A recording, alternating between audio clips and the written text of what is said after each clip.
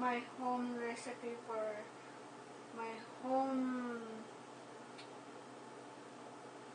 I'm gonna make home toner. I'm gonna make my own ingredients for toner to put on your face para gumanda ang ating skin. Tutulungan ko po kayong gumawa ng how to make toner on your own para makatipid tayo kaysa bumili tayo sa ibang beauty product parang mahal. So, kung gusto nyong makatipid, ganito na lang gawin natin. Una kong tuturo sa inyo ang paggawa ng toner. Ang ingredients na gagamitin natin ay ang cucumber.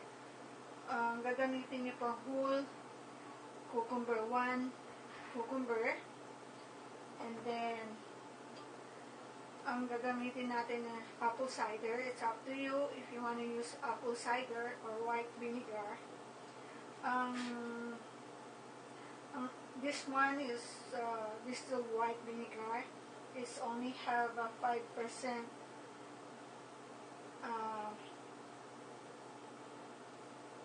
acid nito, 5% of acid.